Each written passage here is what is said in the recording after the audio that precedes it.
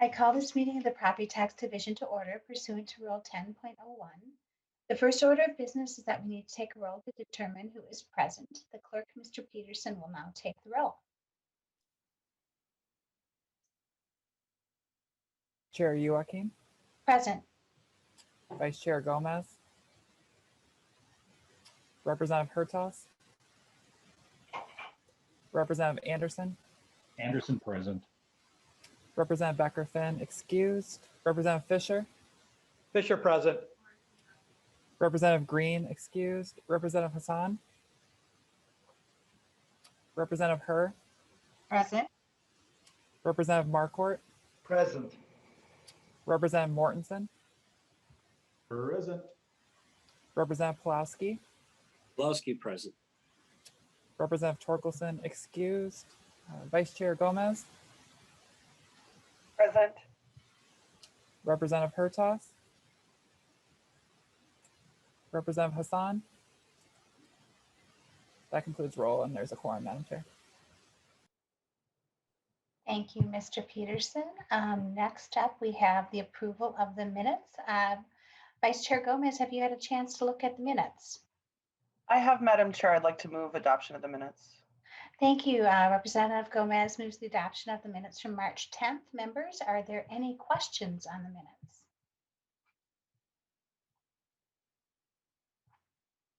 Seeing none, this will be a voice vote, so please unmute yourself, and everyone in favor of the minutes, approving the minutes, please say aye.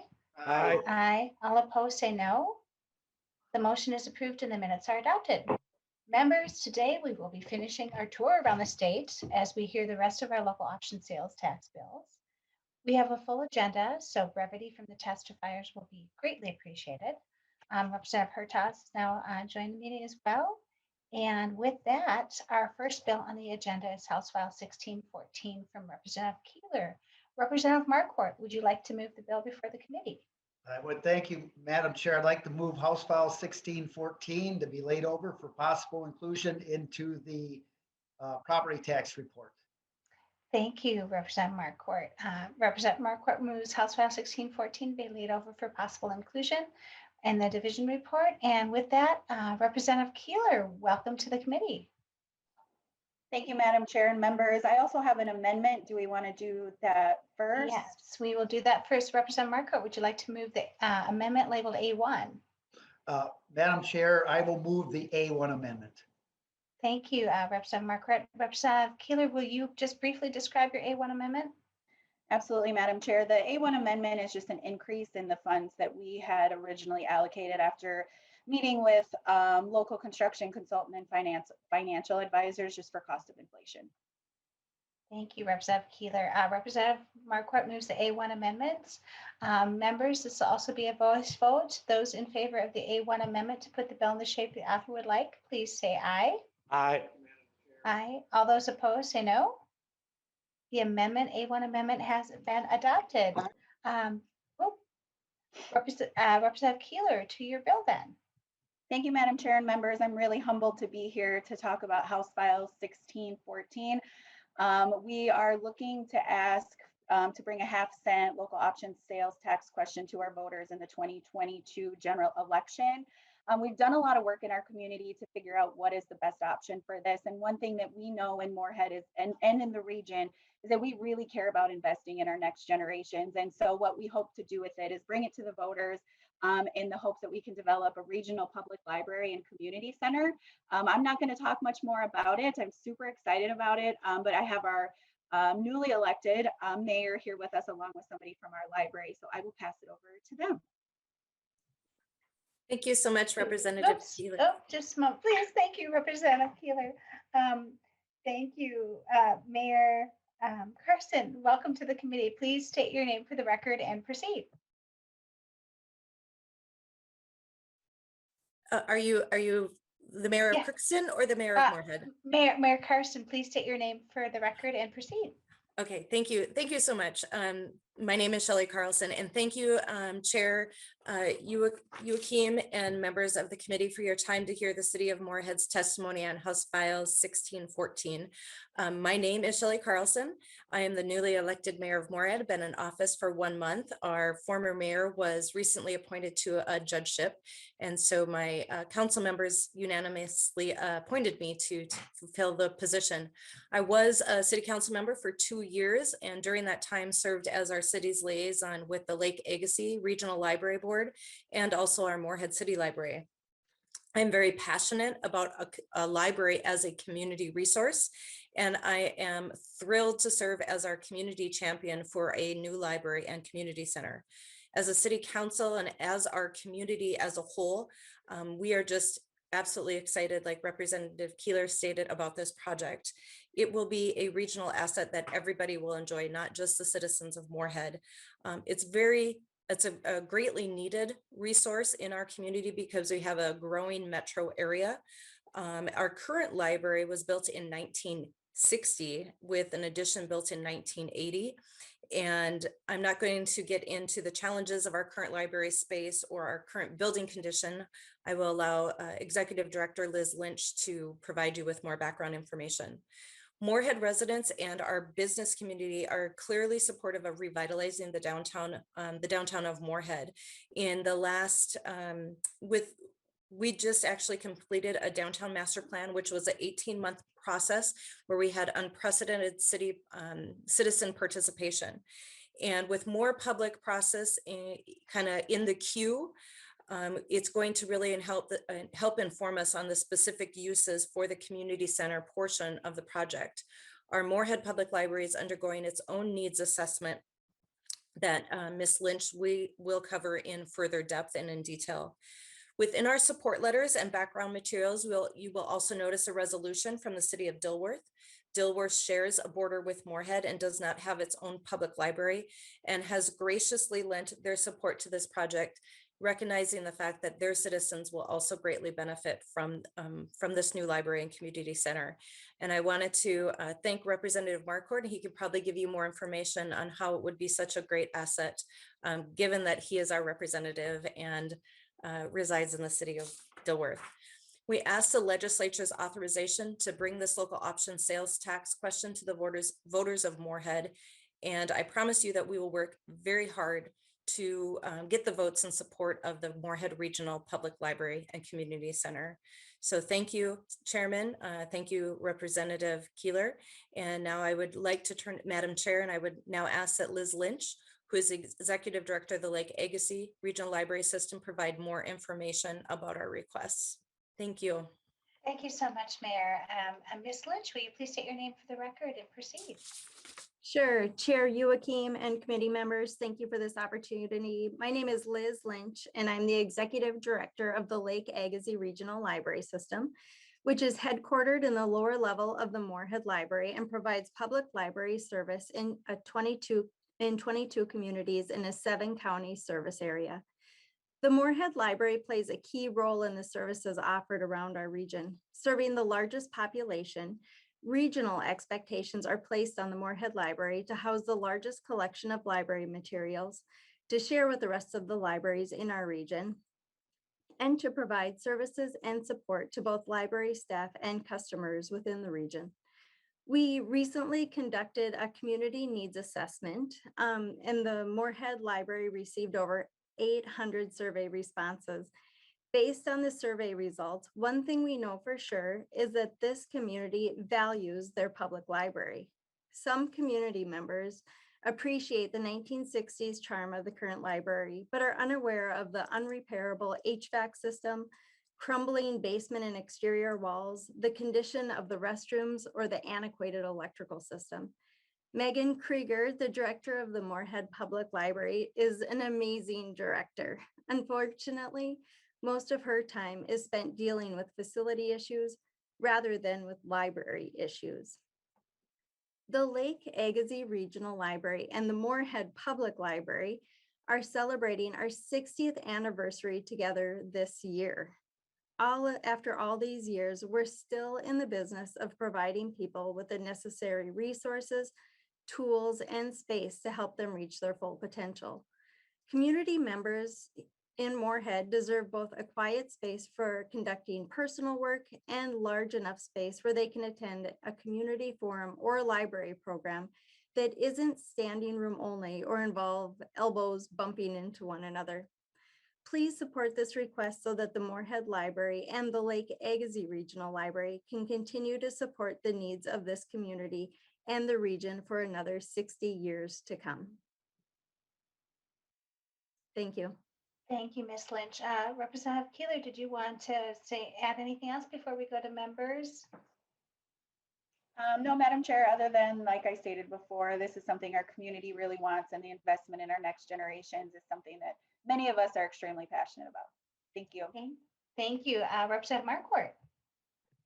So, well, thank you very much, Madam Chair, and thank you, Representative Keeler, for bringing this forward. And Mayor Carlson, you're off to a great start very quickly. Great to see you here and others.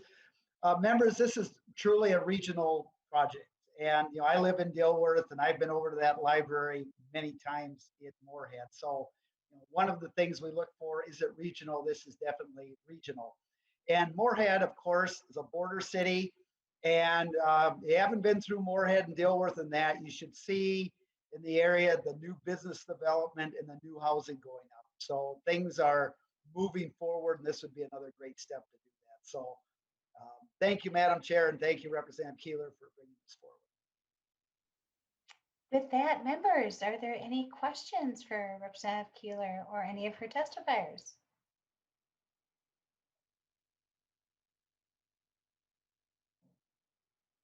Seeing none, Representative Keeler, final word. Nothing else to add other than I appreciate everybody's time. Thank you. Thank you, Representative Keeler. With that, members, Representative Marquardt renews his motion that House File 1614 as amended be laid over for possible inclusion in the division report. And with that, we are on to our next bill. Representative Sundin with House File 1485. Can I get a motion to get 1485 before the committee? So move, Madam Chair. Thank you. Representative Marquardt moves House File 1485 before the division. And I believe we also have an author's amendment to this one labeled A21-0047. Representative Sundin, first, Representative Marquardt, would you also move the amendment? I'll move the A21 amendment. Thank you, Representative Marquardt. Representative Marquardt moves the A21 amendment. To the amendment, Representative Sundin. The amendment merely changes some of the amounts in the bill. I was fortunate enough to poke my nose in on a meeting with the consultants and the county board and concerned citizens a few weeks ago, and the consensus was there. The decision was made to increase the bonding number, and it makes a whole lot of sense, and that'll be explained by a county commissioner or the sheriff. In the long term, it actually makes a whole lot of sense to build a little bit bigger and a little bit better for long-term financial respect to the taxpayers in Carlton County. So with that, if you add the amendment, we can talk about the bill. Thank you, Representative Sundin. Members, any questions on the amendment? Seeing none, this again will be a voice vote. All those in favor say aye. Aye. All those opposed, no. With that, the A21 amendment is adopted. Representative Sundin, to your bill. Okay, thank you, Chair Joachim. 1485 is a result of actually many years of work with law enforcement and government entities in Carlton County, particularly the Carlton County Board. They've recognized the need for an expanded jail facility, and just I guess the icing on top of this project, once it's completed, it will have a component for women offenders, and that can be described by Sheriff Lake as well. So I turn this over to the testifiers. We have Sheriff Kelly Lake and Commissioner Marv Bodie. Thank you, Representative Sundin. Sheriff Lake, please state your name for the record and proceed. Go ahead, introduce yourself.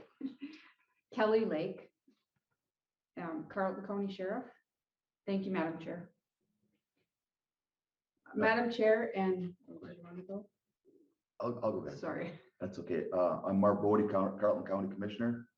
And thank you, Madam Chair and members of the committee for your time today, and Representative Sundin. House File 1485 is a bill to request your permission to ask our voters their preference on imposing a 0.5% local option sales tax to fund a new jail.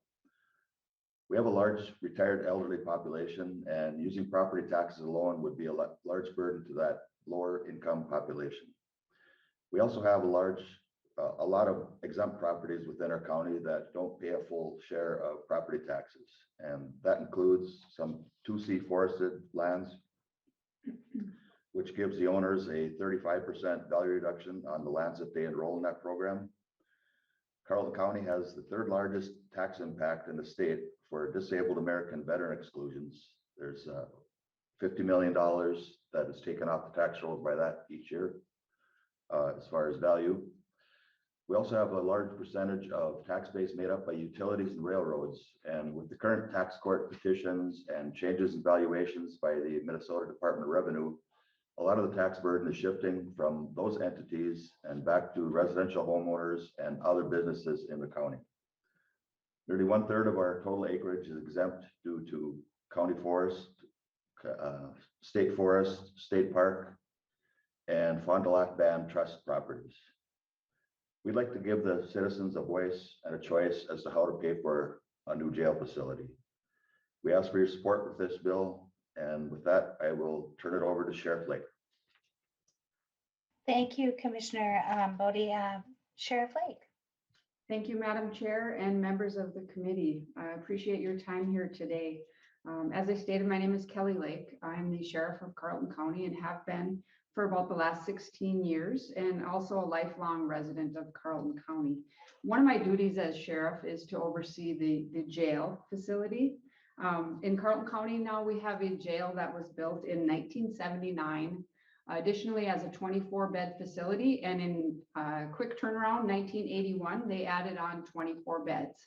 At that time, they did not include any additional space for core functions such as laundry, medical, kitchen, or any programming that would happen in the facility. While the jail has been very well maintained, it has far exceeded its life expectancy. And on January 28th of 2020, Carlton County received a sunset letter from the Minnesota Department of Corrections, which in essence told us that as of July 31st, 2023, we can no longer use our jail facility to house any incarcerated persons. Part of the basis for this sunset was the age of our facility and also the style of our facility. It's what's called the linear design, and that's an outdated design for jail standards at this point. Also, our lack of programming space and also limited classification separation capabilities. So we have difficulties in separating the classifications of our inmates. Simple example would be male, female, which we do obviously have to separate that, but we have a lot of other classification that we have to look at as far as mental health, chemical dependency, and other various severity of crime and whatnot that we have to look at for classifications. And we're very limited in the facility that we are in currently. So we have been for over 5 years now doing some comprehensive planning surrounding what are the best needs of a facility moving forward for Carlton County and what would best meet those needs. And in part of that planning process, what has been apparent and discovered is the increase in our female offender population in our jail. It has doubled, more than double almost in the last 10 years. And as we've been doing this studying, and we've also noticed that it is not unique to Carlton County, that this is has been seen as a trend in the state, region-wide and statewide. So as we've been doing that, we've been really trying to look at, female offenders. And, we look at the programming for female offenders, which is unique. And there is not, the programming is not similar or not exact to what is the programming for males. So as part of our regional component, as we're looking for this at this facility, we noticed the need in the region, and we were actually approached by St. Louis County officials and the chief judge in the 6th Judicial District, that they also have a need and certainly see a need for a facility of this type, which would be a female offender program. So we've received support from the chief judge, St. Louis County officials, Arrowhead Regional Corrections, which is a community corrections consortium that Carlton County is part of. And they have what's called the Northeast Regional Corrections facility, not far from here, which we are a part of, but it is an all-male facility. There is no female offender program like that in the region, and to my knowledge, even statewide. So that is one thing that we are really looking at, and in fact did receive bonding dollars in the 2020 bonding session in the amount of $2 million for helping us to plan for pre-design and design of a female offender program. And so moving forward with that, we would like to continue with that programming. In our process of our jail studies, we have come to about an 84 bed base facility for a new jail moving forward. And this will change. The design and the size of the jail could change. And a big part of that decision is how the funding is going to come forward and how this jail is going to be paid for. So what we're looking at initially was a 16-bed female offender program, either incorporated with that 84 beds or as an additional 16 beds. Again, how this is paid for is going to hinge on that decision that the commissioners will need to make. But this bill, bringing this forward to the taxpayers with the local option sales tax and giving the voters, that decision on how they think that this facility should be paid for is very important to us. One of the things about a female offender program. Thank you, Sheriff Lake. Could you wrap it up a little bit? We have to kind of keep concise. Absolutely. I'll just end it there. I think between myself and Commissioner Bodie, we have, if there's any questions, thank you so much for your time and opportunity to present here, Madam Chair and members of the committee. Thank you so much, Sheriff Lake. Members, are there any questions for Representative Sundin or either of the testifiers? Representative Anderson. Thanks, Madam Chair. Just a quick question to the sheriff. You're the second county that's come before this committee requesting some funding assistance with a jail.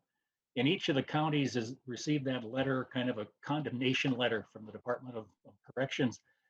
Do you agree with that assessment, or do you think your jail could still serve your county were it not for that letter from the Department of Corrections, or how do you view all that? Do you agree with the letter, Sheriff?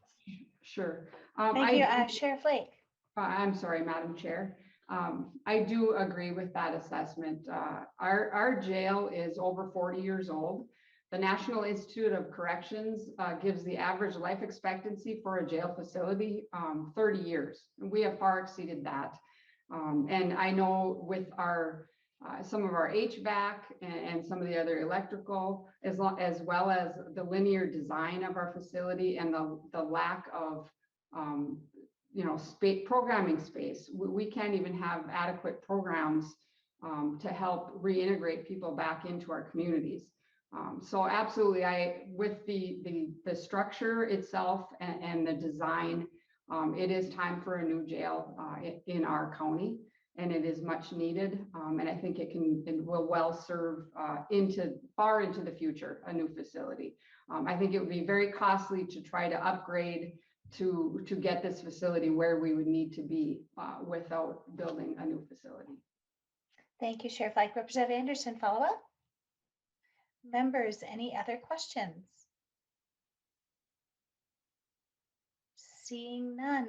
Representative Sundin, final comments. Thank you, Chair Joachim and committee. As the testifiers outlined, this jail is much needed. It's well planned out. I think I made the case on that. And the state is compelling action from the county. So, and then I'm glad Commissioner Bodie presented the information. You know, given the tax-based challenges the county faces, this is the best method of taxation available to achieve what we need to do. Thank you. Thank you, Representative Sundin. With that, members, Representative Marquardt renews his motion that House File 1485 as amended be laid over for possible inclusion in the division report. The bill's laid over, and now we're going to move on to House File 1709 from Representative Wolgamott. Can I get a motion to move House File 1709 before the division? So moved, Madam Chair. This is Representative Herr. Thank you, Representative Herr. Representative Herr moves House File 1709 before the division. We have the bill before us now. Representative Wolgamott, to your bill. Thank you very much, Madam Chair and committee members. I'm here today to present House File 1709, which is a bill allowing the city of St. Cloud to impose a local sales and use tax of 0.5% if approved at a general election by the voters. This will fund 4 specified road projects and expansion improvement to the municipal athletic complex. And Madam Chair, here to testify for the bill, I have 2 fine folks from the city of St. Cloud, our very own Mayor Dave Kleiss and Mr. Tony Goddard, to provide further testimony. And then at that point, we'll be more than happy to answer any of your members' questions. Thank you, Representative Wolgamott. Mayor Kleiss, do you want to state your name for the record and proceed? And welcome to the Property Tax Committee.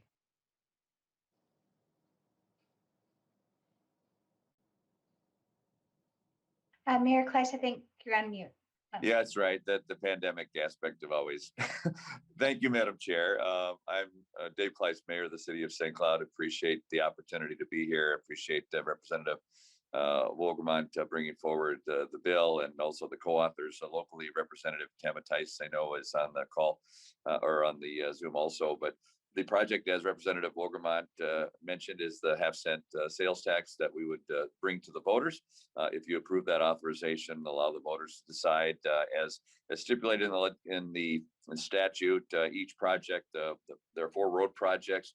The road projects, and this is significant, similar to some of the other discussion that was said. City of St. Cloud is about 68,000 people.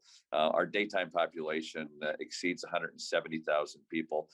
These are projects clearly as a regional center in Minnesota. The road projects in particular are projects. There are the 4 road projects that we have are not only reducing congestion in particular going forward. Our area planning organization for this area has identified these areas as both east-west, north-south conditions, and looking even into the future. Some of them are already, we rate those projects as far as congestion on A to E, and they're at that level in some areas already, but in going into the future, they'll clearly be at that as we continue to have growth. These are in various parts of the city on that east and west. So the 4 projects. The first project A is Lincoln Avenue, and this is conjunction with the state of Minnesota that will be updating and renovating Highway 10. With that change, this is a corridor that's right near there. There's an anticipation of a lot more traffic on there, so that it has been coordinated with that project. The other projects we have, Heatherwood Road, which is economic development. By doing this road project, this actually takes traffic off of I-94, which is becoming more and more congested. And I know as the legislature, you passed those opportunity zones that have actually added lanes. This will help actually reduce some of that congestion on I-94. Other project is 16th Street Traverse Road. That actually is a major corridor to St. Cloud State University. With the traffic that's going through there, this actually creates a better access point to the university. And again, in additional traffic. Project D is a connection between Highway 10 and Highway 15, east-west connection going into our downtown area and an economic corridor. And then, of course, the Municipal Athletic Complex, which is a project that is clearly regional. Both St. Cloud State University, St. Cloud Technical Community College uses those facilities as their athletics. In fact, for the entire area for the baseball for St. Cloud State, they don't have a facility. So this is the facility they use. We use a number of high schools, use both the ice and the baseball, also amateur use, and also we have a baseball and a hockey team. So it's clearly a regional. It's an old facility built in the 70s. So those are the projects we have. It's half-cent sales tax as a regional center. So we're asking for the authorization to allow our voters to make that determination. Tony Goddard is our facilities director, is here too if there are questions, but we want to keep it brief. I know you've got a lot of on your agenda, Madam Chair, so we appreciate the opportunity to be here today, and thank you. Thank you for that.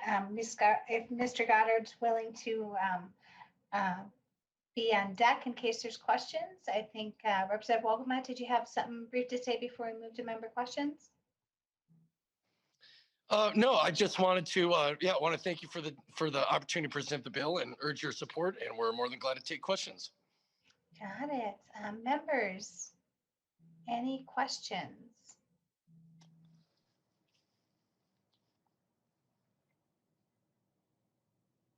Seeing none, I'll ask one. Traditionally lost has been for building structures and not for road projects. And it looks like your expansion improvements to the athletic complex. Can you tell me a little bit more about those?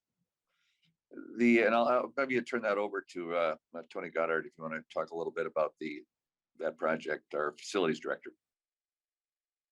Madam Chair. Thank you, Mr. Goddard.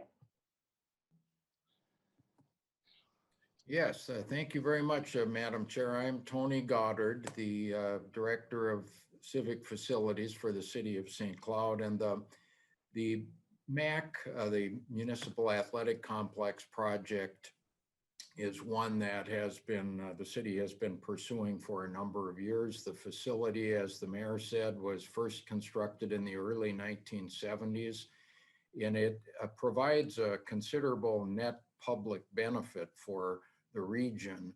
6 different high school teams, 3 college teams. 2 of those are Minnesota State facilities, St. Cloud Technical Community College and St. Cloud State University. So the facility is far more than a municipal athletic complex. We are providing service to a broad community. And in terms of what the project will do, it envisions updates of the mechanicals on the arena to comply with both with environmental rules and with accessibility issues. We will not be adding another sheet of ice, but will add modern training facilities and locker room space. The baseball stadiums, one is in quite advanced disrepair and needs to be demolished and replaced. The other one repaired. The other part of the complex is a golf course, but this project does not envision spending any money on the golf course. Thank you, Mr. Goddard. And I just had one other quick question. I heard you mention that one of the projects is Highway 10 and in conjunction with the state. Which project was that? Which one was that? That is the Project A, the Lincoln Avenue project. I see, the St. Germain Street, Lincoln Avenue. Got it. Thank you. And members, any other questions? Seeing none, Representative Wolgamott, you have the last word. Well, thank you very much, Madam Chair, and thank you, members. First, I want to thank our Mayor Dave Kleiss and Mr. Tony Goddard for their service to St. Cloud and for their work on this bill and this project. I also, on behalf of the people of St. Cloud, want to urge your support. And on behalf of all of your constituents, Madam Chair and members who travel to and through St. Cloud, we urge your support for House File 1709. Thank you very much. Thank you, Representative Wolgamott. With that, Representative Her renews her motion that House File 1709 be laid over for possible, yeah, no, that's right. Lost my place there for a minute. With that, Representative Her renews her motion that House File 1709 be laid over for possible inclusion in the division report. So the bill's laid over. And next up, we have House File 1751 from Representative Poston. Members, do I have a motion to move the bill Madam before the Chair, committee? Madam Chair, I will move House File 1751 for possible inclusion into a division report. Thank you, Representative Hertaz. Representative Hertaz moves House File 1751 before the division. With that, we have the bill before us. Welcome back, Representative Poston, to your bill. Good afternoon, Chair Joachim and members. Today, we're looking for local option sales tax authorization for the city of Staples. House File 1751 would allow the voters to make the decision on whether they would like a half a percent sales tax to raise $1,600,000 to do much needed renovation on the Staples Community Center. And with me today, I have the mayor of Staples, Chris Etzler, and I have the city administrator of Staples, Gerald Nelson. And I'd like to let them describe the project, Chair. Thank you, Representative Poston. With that, Mr. Nelson, please state your name for the record and proceed. Thank you. My name is Gerald Nelson. I'm the city administrator in Staples. I'd like to thank the chair and the members for taking time to hear about our proposed project up here in Staples. So the Staples Community Center was constructed in 1974. It was a joint project with the local school district. The building houses a competition length swimming pool, gymnasium, fitness center, senior center, community meeting room, and also serves as the local site for the Lutheran Social Service Meals on Wheels program. And pre-COVID, we actually did congregate dining there as part of that program. Different programming that we do provide at the community center, obviously aquatics programs, aquasize, water dance, lap swim. Lots of area kids have learned to swim by taking swimming lessons. We offer open swim, basketball, volleyball, pickleball, dance, and many other things. Currently, our facility revenue is derived from membership, stay fees, program fees, rentals, and a big chunk of it coming from the city of Staples tax levy. The facility, as I mentioned, was built in 1974, and it has a lot of needs. A lot of HVAC and electrical equipment is original in the building. ADA was not yet invented in 1974, so lots of stairs and ramps that we need to address. Locker room facilities are not designed appropriately and so forth. During the past year, it's been an interesting time for the community center. Obviously, has been shut down probably for about half of 2020 with COVID. We did take the opportunity during that time to make a lot of improvements to the building that would be hard when members and other users of the facility are in the building. We replaced the roof, updated some restrooms, did a lot of painting, floor replacement, and so forth. Revenue, of course, during the past year pretty much dried up with nobody being able to utilize the building. And so far here in 2021, the COVID guidance that we have to follow, it's been somewhat limited as well. So basically what we're asking for is a 0.5% sales tax for 25 years. We got about $1.6 million of improvements that we would look to make with the revenue generated from that tax. Not a huge retail type community. We're looking at about $109,000 on average that we would generate from that 0.5% sales tax.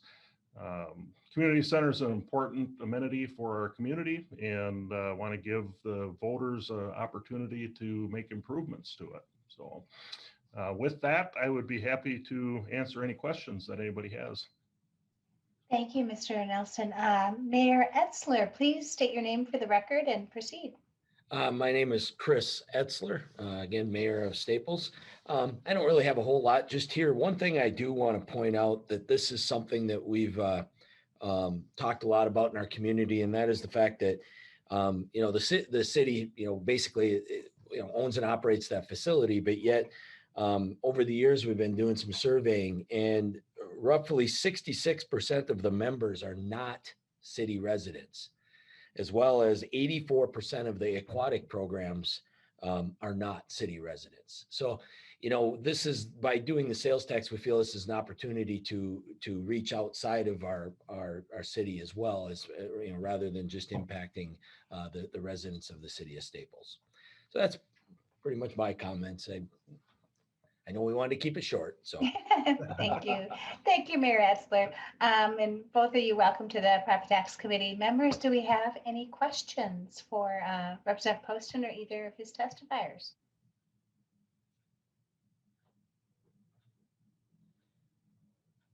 Seeing none. Representative Poston, final comments.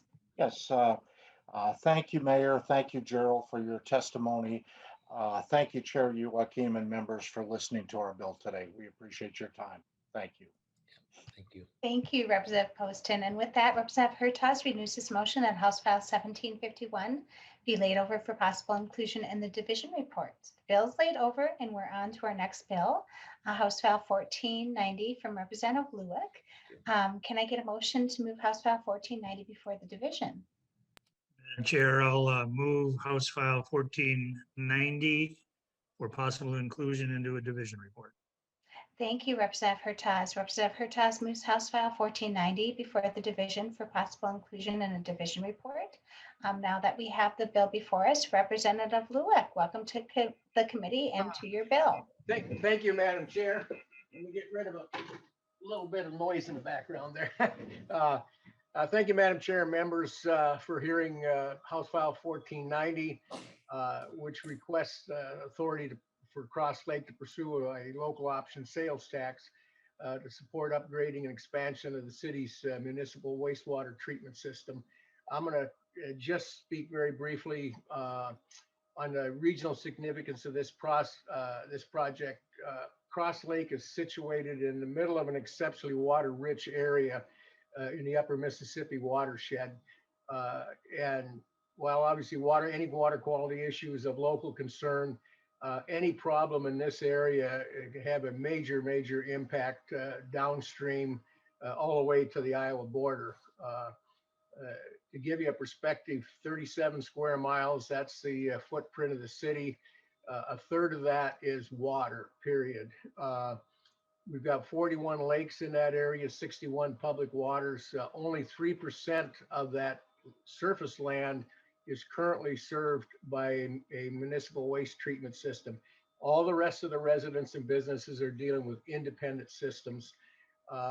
And long-term, that is just not in the best interest of the environment, neither locally nor on a regional basis. And secondly, Crosslake is growing consistently. And so looking downstream, the city fathers here are trying to make sure we maintain good water quality. And with that, I'd like to introduce City Administrator Mike Linus and his team. They can speak in detail to the project. Thank you, Representative Lueck. Mr. Linus, please state your name for the record and proceed. My name is Mike Linus. I'm City Administrator for Crosslake, Minnesota. So thank you, Madam Chair and committee members, for your time this afternoon. Water is vital to our community. Crosslake has about 2,300 residents. Our population swells to in excess of 30,000 residents and visitors, most of them not from Crosslake. So the local residents are tasked with paying for all of the infrastructure that many of them don't even use. In fact, water quality in Crosslake is so vital that our economy could not survive without it. It's on the Crosslake Whitefish chain of lakes, and the city has taken a multi-pronged approach in protecting that most valuable resource. We've already have ongoing projects right now to deal with stormwater issues, to keep contaminants out of the lake. We just finished one, and we're working on 2 more. By the time those are done, we'll have spent in excess of $1.5 million between local funds, county funds, state funds, and grant funds from special groups. The reason we're looking at sales tax to support these projects is the areas we're looking at is what we consider sensitive to protecting that resource. It's right along the edge of the lake. There's multiple businesses, residences, and with the increase of short-term rentals, we only see that growing. We're not even sure of the impact of the short-term rental issue yet. So the first project we're looking at is what we call the Moonlight Service Area. It's to extend sanitary sewer to those areas that we wish to protect that resource from. In doing that, we know we're going to create more biosolids. Right now, we haul our biosolids generated from the plant to another facility outside our community for further processing. We're looking at new technology to try to do that on site to reduce our costs. We're also looking at a third area, what we call the Daggett service area, is to take failing septic systems in a very highly dense area off local treatment and put it onto a sewer system treated by the city. Just to give you a really interesting statistic, more than half of the water in St. Paul comes out of the Mississippi River. If you look at Minneapolis, for example, 700 gallons a second of river water is used for drinking water purposes per second. It's treated for the Minneapolis water system. The first 2 cities on the system are St. Cloud and in Minneapolis, St. Paul. 100% of the water in the Pine River Watershed District drains into the Mississippi River, all of it. So anything that we do in Cross Lake that can protect that only protects those downstream from us. The regional significance of this is huge. As I stated before, it not only protects our local economy, it protects our state economy and everyone below us. When we look at local sales tax, because we have such a high influx of non-residents every summer, we're a vacation destination. 80% of our retail sales are from not Cross Lake residents. So we're trying to minimize the local impact and have those that are causing the use of that system to help us pay for it.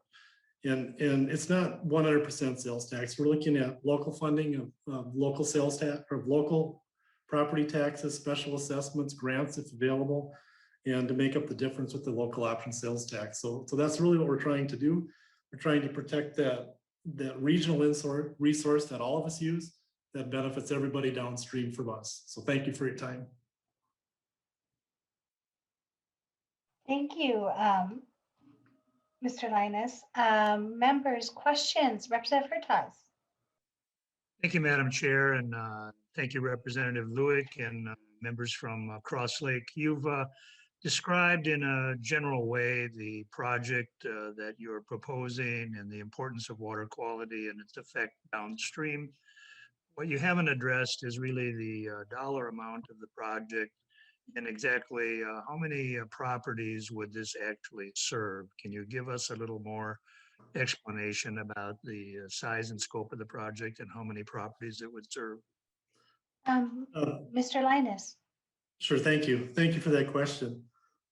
When we look at the Moonlight Service Area, we're looking in excess of 50 properties and the tens of thousands of people that use those properties during the summer months. That project alone is estimated to be $1.6 million. We're looking at a little over $1 million of it to be funded with local option sales tax. The remaining $500,000 would be special assessments and the city's local tax levy. When we look at the biosolids treatment facility, my council feels strongly that every property within the city is protected by that, and we have nearly 4,000 parcels. In fact, they felt so strongly about that right now our sewer treatment plant is we assess a levy across all taxpayers, whether they're connected to our system or not. And we have full support for the folks that are not able to connect to our plant, pay for it. When we look at the Daggett service area, we have in excess of 100 individual properties. But again, we have tens of thousands of users that use that water resource that those properties are connected to. There are 14 major lakes connected to the Pine River watershed system. That project is about $2.4 million. 1.7 is estimated to be generated through sales tax. Now, we haven't even been able to estimate the impact of some new things that have become taxable with the vacation rentals. What happens in Crosslake is because of it's such a desirable area to vacation in, we get very, very high use of vacation rentals where people are willing to pay that sales tax, just like you would in any other community for any other public improvement. And again, if we don't protect the water resources, we don't have a local economy. It's just that simple for us. Sorry, Representative Hurtas, follow up. Thank you, Madam Chair, and thank you for that explanation. I have spent a greater part of my life laying pipe and developing land and making infrastructure for projects. And so this is a question that you're not going to like, but nonetheless, you know, some of these improvements inure to the direct benefit of those specific property owners. And so my question is, of this project, are you planning on assessing any of these properties for some of that cost? You know, what is your plans in terms of a shared project here rather than having tourists pay for your infrastructure? Mr. Linus. We don't believe tourists only are paying for that infrastructure.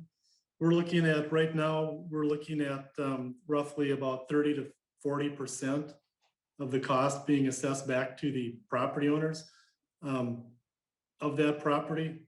The other portion of those costs, you know, you hear a lot about in the water and sewer infrastructure world of connection charges. Connection charges are not considered part of the project. They're considered a result of a project because the connection charge of the system is the tap charge or the use fee to connect to the processing of that waste. So somewhere north of 30%, less than 50% is directly assessed to the property owner on each one of these. Without sales tax, the remainder gets assessed again against the property owner and all the rest of the citizens of Crosslake. So it's kind of a double hit if you think of it that way. They not only get an assessment, but they get a general obligation levy assessed against them too to pay for the debt on those projects. Representative Hurtas.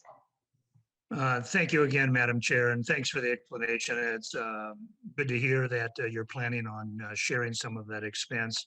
Normally in trunk area sewer, trunk area water, whatever complete, even if you're including storm, I don't know the depth of your project, but trunk area charges are usually assessed by the acre to the benefiting properties, and even for the undeveloped property that would encourage development of that land. And so the trunk charges, I clearly understand, is something that you're going to be looking at in your feasibility study if you move forward. And the lateral or connection charges, yes, those are additional charges on top of that. But nonetheless, the sum of all of that does inure to the benefit and the value of those properties and no longer having private well, private septic, if that is ultimately the goal. But I won't belabor the point, but thank you for the clarification. Thank you for the questions, Representative Hurtas. And I had a quick question too. What is I think I see the numbers here for your net tax capacity and your city net tax capacity rates. What is your general levy? Are you looking for the amount of the levy or the percent? Yes. The amount of our levy for pay 2021 was about $4.5 million. Now, one thing that's a little interesting about Crosslake is because of the high value of the land, we have a relatively low tax rate.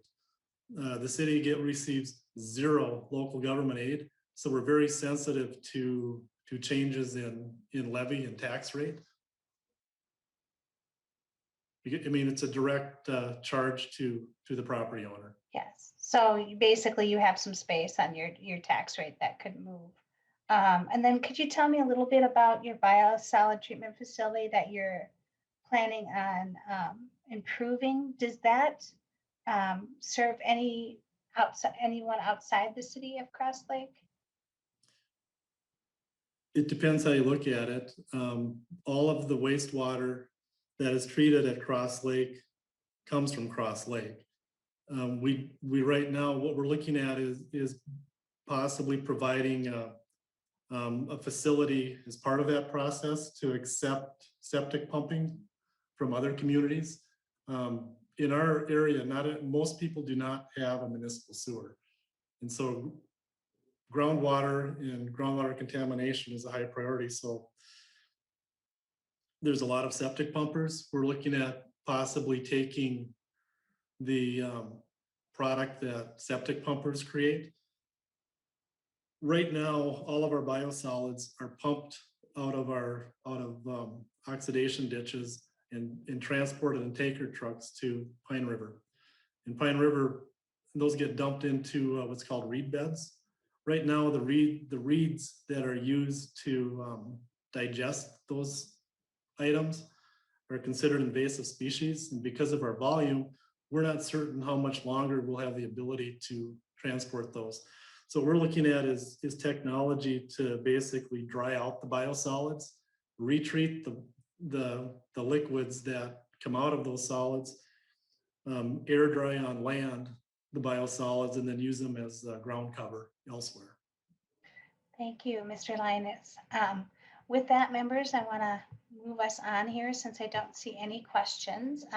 Representative Lueck, final comments. Thank you, members, Madam Chair, for this opportunity. And one of the things I want to talk about just really quickly is you need to understand the terrain that they're dealing with. And I think Representative Hertas may get this really quickly. Those hundreds of independent septic systems sitting out there are on little parcels, literally like of the scope that you see along Lake Minnetonka. So at some point in time, it's literally not going to be feasible for those folks to continue doing what they're doing. And we're going to need to incorporate a lot of those areas.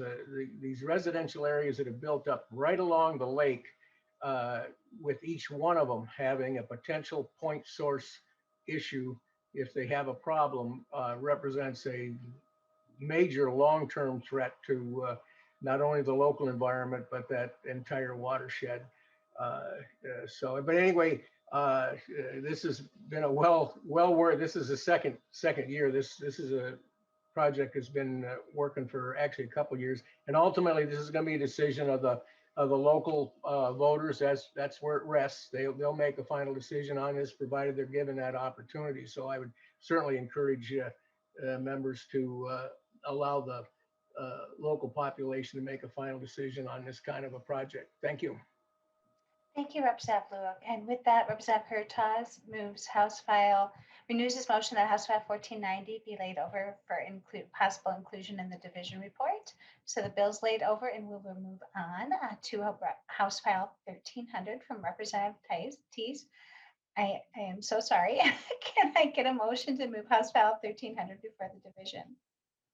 So moved again, Madam Chair. Thank you, Representative Hertas. Representative Hertas moves House File 1300 be laid over for possible inclusion. We now have the bill before us. Representative Theis, to your bill. Thank you, Madam Chair, and thank you, Representative Hertas. I really appreciate it. You're going to hear the same type of story you just heard about Crosslake, and that has to do with having all these extra folks in your district, in your area, that are taking advantage of your facilities and resources and yet aren't lending money to it. And I heard something right away about brevity. So I am going to turn it over to my testifiers and let them have the words. Thank you, Representative. Let's see here. We've got Mayor Miller. Please introduce yourself to the committee and proceed. All right, thank you. Good afternoon, Madam Chair and members of the committee. My name is Rick Miller and I am the mayor of Waite Park. The city of Waite Park is seeking legislative approval to place a referendum on the ballot in the 2022 general election, seeking 0.5% of additional sales tax to be collected in Waite Park. The request does not have a state budget impact, nor is it tied to a bonding request. Waite Park is located in central Minnesota and is part of the St. Cloud metro cities. Our cities are all connected. Many do not know when they are in one city or the next. For Waite Park, this is more evident with the Crossroads Mall. Shields and a food court are in Waite Park, but when you walk into JCPenney's or any other portion of that mall, you are now in St. Cloud. The impacts of being a small community of 7,777 in a regional center places additional burdens on our city and becomes the responsibilities of our city. Long-range regional planning efforts have identified over $37 million in capital projects in Waite Park. That price tag, even over 25 years, is more than the residents of our community can afford through property taxes. The city of Waite Park receives no LGA like the neighboring communities in the St. Cloud area, therefore limiting our ability to find adequate funding to address these needs. Our city's tagline is "Where Minnesota Connects," as we connect the region to many things in our community, including retail shops, recreation, and transportation. These are all great amenities for the community with a residential population of a little over 7,000, but it does create a demand for us providing services given our daytime population exceeds 30,000. 80% of the state's sales tax collected in Waite Park comes from outside the Waite Park community, and as a result seems to be the most equitable way for the city of Waite Park to seek funding for these proposed regional capital projects. With that, I'll let my city administrator tell you about these projects. Sorry about that. Thank you, Mayor Miller. Ms. Johnson, please state your name for the record and proceed. Yes, good afternoon, Madam Chair and members of the committee. My name is Shauna Johnson, and I am the city administrator for the city of Waite Park. The city of Waite Park has identified 3 capital projects that we would like to include on a ballot in 2022. These are all capital projects that have been in our long-range planning. The first one includes up to $10 million to be collected over 7 years for our 10th Avenue Regional Corridor. And the 10th Avenue Regional Corridor is 1.28 miles, but it really connects, it's a north-south connection that connects the cities of Sartell and St. Cloud into the retail space. The places that it does connect to are our 2 hotels and conference center, Home Depot, Mills Fleet Farm, our amphitheater. And so it has a significant impact as far as regionalness. It has been in our area planning organization's plan for over the last 15 years. And the total project cost is over $21 million. And a lot of that is related to a lot of the right-of-way acquisition that needs to happen. Anyone that's been in the Waite Park area, if you've been on that road, you'll know the congestion that it creates when people are trying to leave, going out of the community about 5 o'clock. That road can back up into those. It also crosses, I might mention, County Road 75, Highway and Highway 23 as well. The next project that we have is our regional trail connections. We are seeking $7.5 million over 5 years. And this plan has been in part of our capital project list for over the last 10 years. And the real interesting thing about this and exciting thing is that this is actually going to allow us to connect trails that start in Wilmer, which is the Glacial Lakes Trail, and it goes through up to the Rocori Trail. It'll allow us to connect that with the Lake Wobegon Trail. And so essentially, with all of those trail connections, we're going to be able to have trails all the way from Wilmer all the way up to Duluth. And so the city of Waite Park would like to make that connection to work towards that. And then lastly, our last project is a public safety facility. We are seeking up to $20 million to be collected over 13 years. Public safety in our community certainly has a lot of regional significance. We, again, as the mayor mentioned, are a community of just under 8,000. And we are this year looking at having 21 police officers. That's not typical for a community our size. Our neighbors, that is more typical of a Sartell or maybe even a Sauk Rapids, whose population is double ours. But with us of a population of that just under 8,000, we do have that 30,000 population daily, and it does create a lot of significant demands on our public safety. Ironically for us, we have about 10,000 calls a year, and those 10,000 calls a year do include a lot of level 1 and level 2, the more serious crimes. And our numbers are consistently higher than our neighboring cities of Sartell and Sauk Rapids and St. Joseph as well. And interestingly, 80% of our sales tax, as the mayor mentioned, comes from outside of our area. That is also about the same percentage. 80% of the people that are arrested in Waite Park are from outside of our community. So regional public safety is really a regional significant issue for us. And as a result of the need to add additional staff and resources to public safety, we are out of space. And so we are looking at constructing a new facility, and that's what the proposal is for that. I'd be happy to answer any questions for myself or the mayor, but we want to be very respectful of your time, Madam Chair and members of the committee. Thank you. Thank you, Ms. Johnson. I understand that Chief Benchard's here too in case we have questions for him, but thank you, members. Any questions?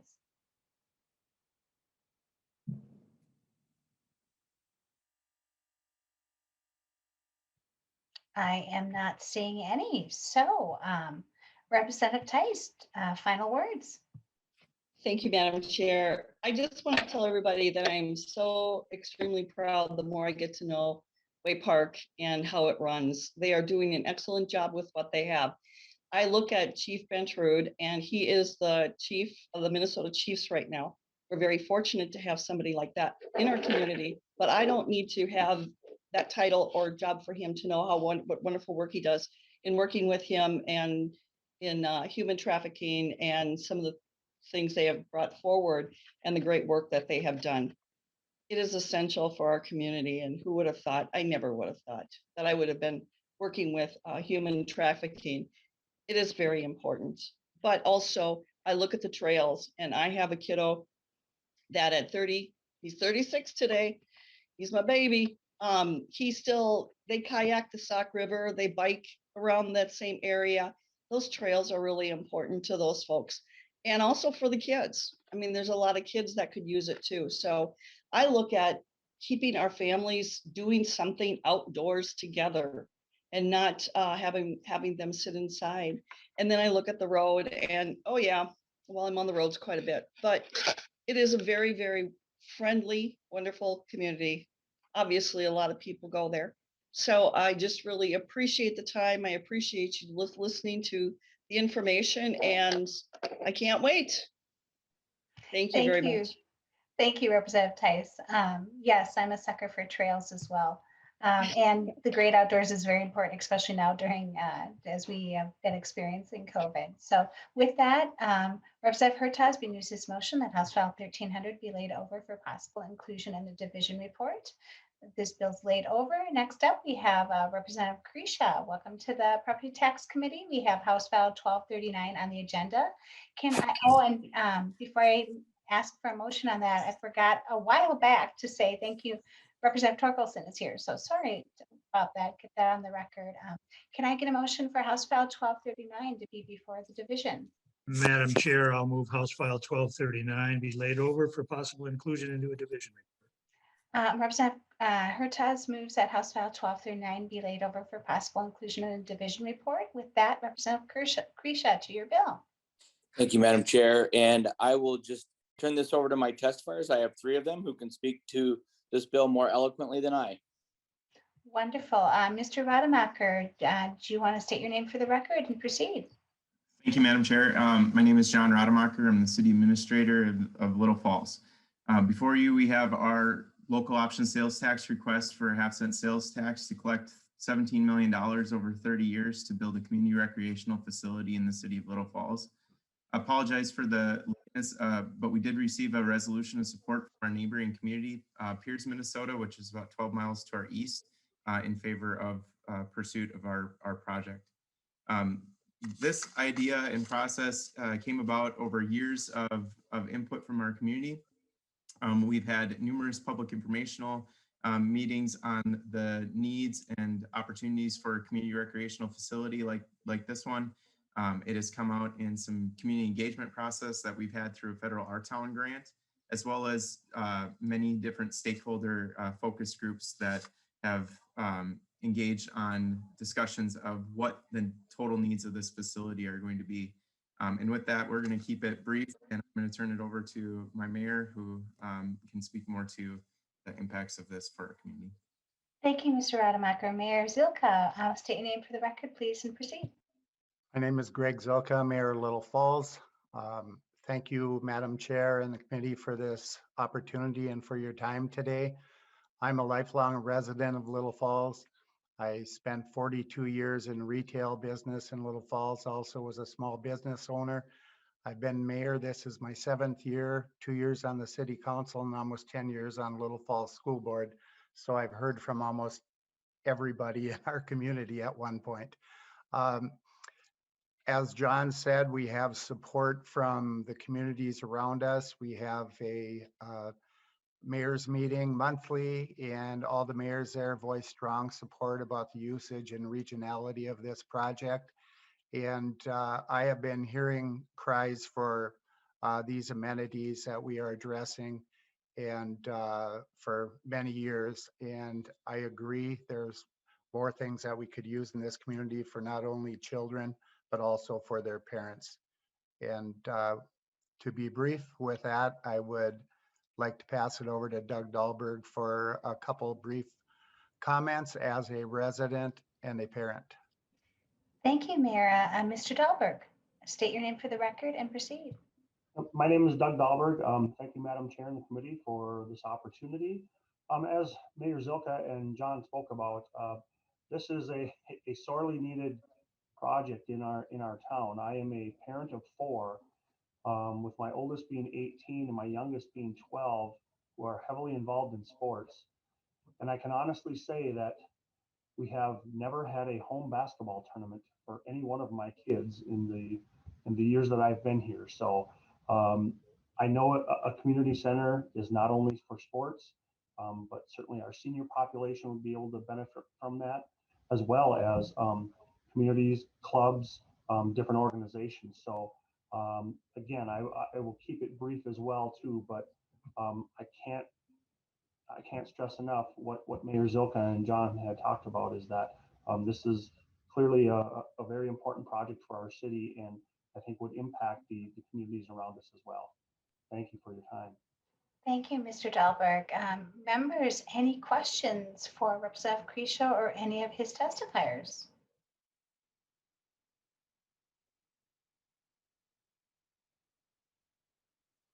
Seeing none, with that, Representative Kresha, final word. Thank you, Madam Chair, and thank you, committee members. Of course, Representative Hertaz, if you wanted to make an amendment, I'd take it as a friendly one if you took the word possible out, but I will take the motion as you have it, and thank you for your time. Thank you, Representative Kresha. With that, Representative Hertaz renews his motion that House File 1239 be laid over for possible inclusion in the division report. That bill's laid over, and members, we're to our final local option sales tax bill with House File 1321 from Representative Erickson. Can I get a motion for House File 1321 to be before the division? Of course, Chair, I'll also add move that House File 1321 be laid over for possible inclusion. Thank you, Representative Hurtas. Representative Hurtas moves House File 1321 before the division. And with that, welcome to the Property Tax Committee. Representative Erickson, to your bill. Thank you, Madam Chair, and thank you, committee, for hearing House File 1321. This bill authorized the County of Mille Lacs to impose a sales and use tax of 0.5% if approved by the voters at a general election. The proceeds would be used to finance costs for the construction of a public works building. The bill authorizes a bond issuance of up to $10 million plus bond costs. The tax would terminate at the earlier of 8 years after it is first imposed, or when the county board determines that sufficient funds have been received to pay for the costs of the bonds and the projects. The tax may expire earlier if the county so determines by ordinance. The bill has no impact on state taxes. Here to testify are the acting county administrator and the county engineer, and I'm so grateful that they're here to testify to this. So thank you, Madam Chair. Thank you, Representative Erickson. With that, Mr. Knopick, could you please state your name for the record and proceed? And I'm sorry if I pronounced that wrong. No worries, it's a very hard name. My name is Neil Knopick. I'm the county engineer for Mille Lacs County. Madam Chair, I appreciate your time and the rest of the committee for looking into this matter. A little background about the project. Basically, Mille Lacs County, we have a public works building that is 48 years old right now. It's a steel structured building that has a normal life cycle of about 30 years.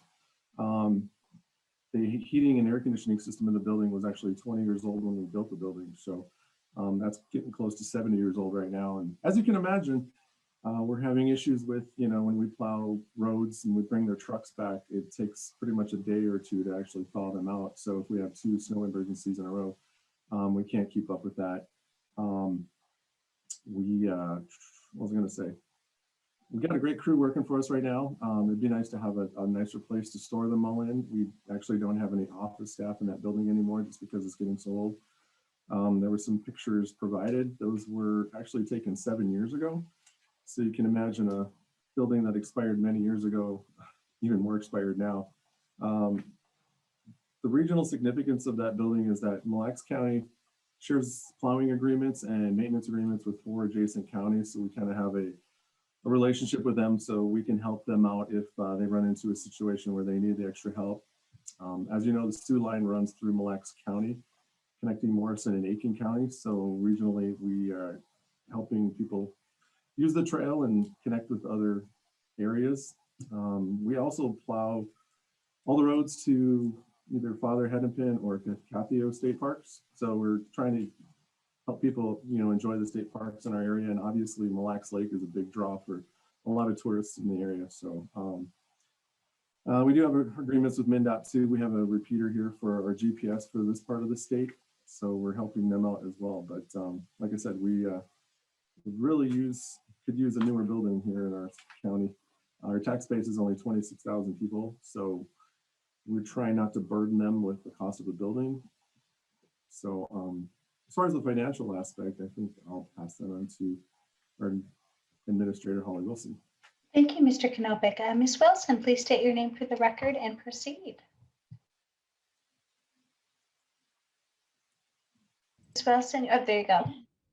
Thank you, Madam Chair and members of the committee. I'm Holly Wilson. I'm the acting county administrator from Mille Lacs County. I'm relatively new in this position, about a month in. So this is my first time testifying, so I apologize if I fumble through this. I appreciate the time you've taken to hear our side here.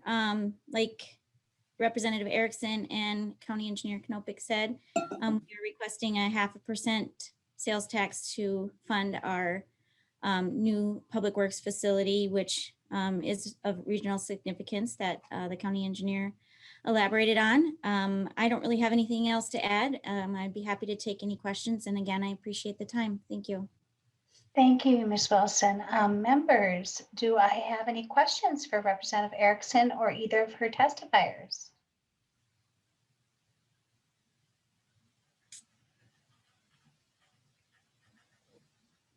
Seeing none, Representative Erickson, final word. Thank you, Madam Chair, and thank you, committee, for hearing House File 1321. I appreciate the fact that you would consider this for the property tax report that I know will go to taxes. As I've served on both these committees, I know this process, and so I know it's very important that you have to study all these issues. Mille Lacs County certainly has brought forth a good proposal with a timely payment on their the end of their collection of this 0.5%.